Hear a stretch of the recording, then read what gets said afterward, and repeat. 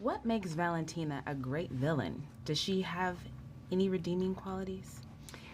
What makes Valentina a great villain is that she isn't quite a villain. She's more complicated than that. It's not very straightforward with Valentina. She's sort of, I like to think of her as an anti-villain. And yes, I think that she might have good qualities underneath it all. She is somebody who is obsessed with power, and she has an insatiable desire for it, which is a driver for her. But you get to understand why she has such an insatiable desire, and that makes her a little more, shall we say, approachable, I think. Geraldine, how does it feel to be part of the MCU? What did you like most about the experience? I think, ever since, I think being a part of the MCU is sort of like beyond a dream for me. Although my mother did see a psychic about 10 years ago, and the psychic said that I would be in a superhero movie. So sometimes, maybe it was written in the stars, but it was just, when I got the call, I couldn't believe it. And especially to be entering the universe with this movie, I feel really honored because just the company that I'm in, and Jake, the director, and just the whole team around this is, exciting even outside of the Marvel universe. Like, it's just the whole kind of package is a dream. I feel like this whole experience, I just felt like kind of kid in a candy store. There was just, the scale of the production was so massive, and the amount of incredible people with deep knowledge and expertise in their fields was really incredible to be around and watch. And it just felt like there was always something to be kind of enamored by, just the whole production. Yeah. Julia, give us an idea of where we find Valentina at the start of the film. At the start of the film, we find Valentina as the director of the CIA, but she's a little bit in the hot seat. There's a congressional hearing about her background and her, shall we say, her intentions. She's potentially in trouble, but she's not going to capitulate in any way. Geraldine, describe Mel's personality and tell us what she is doing at the start of the film. Yeah, I think Mel is very ambitious and smart and savvy and a good student. I think that she wants to impress Valentina, who's a very, powerful, successful, impressive woman. And she wants to be on her good side, and then as more of what Valentina is doing is coming to light, and Mel is confronted with the reality of what it takes to get to her position, I think, that then calls to question where she fits in this world, and kind of her inner struggle that she's dealing with. Yeah. What impressed you both the most about the production and the crew?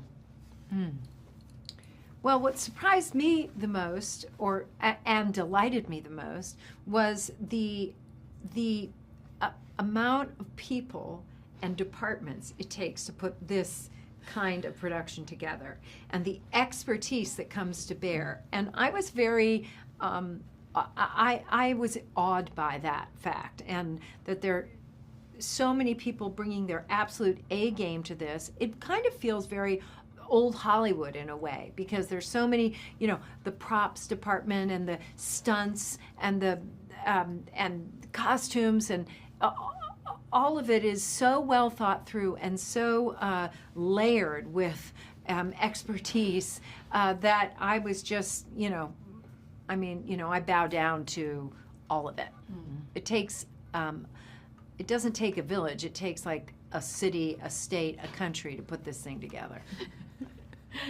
Did you want to add to that? Yeah, I think what was so cool about this was how most of the stunts and effects were shot practically. There's very little CGI, which is quite unique for a Marvel movie. So I think that was really cool to watch and impressive, and just, if there was a helicopter in the sky in the scene, the helicopter was really there. Yeah. That's cool. Tell us about working with the director, Jake Schreier. I'm so grateful to have worked with Jake Schreier on this film. We couldn't have done this film if he hadn't been involved.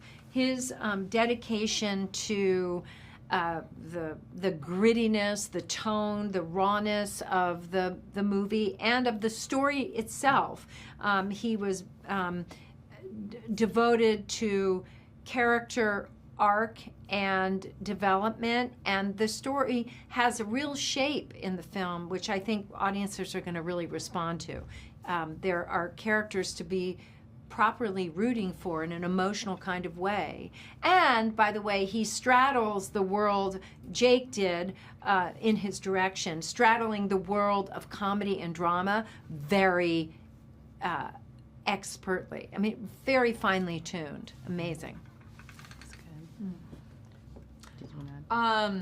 I think Jake is such a brilliant filmmaker and really brought his kind of, excellent taste and instincts to this, and is just an incredibly thoughtful, it's so detailed in his work, and I think it really kind of, the film is so much richer for his input. When audiences watch this film, what do you hope they experience? Well, first and foremost, when audiences watch this film, I hope they really feel like they got their money's worth and they were properly entertained, because because that's what we want to do. We want to deliver, and we take that very seriously.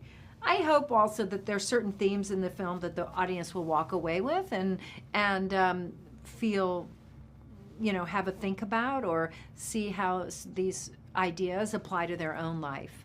And so there's that. But ultimately, we just want them to have a really good time. And then last question. If you can only use one word to describe this film, what would it be and why? One word?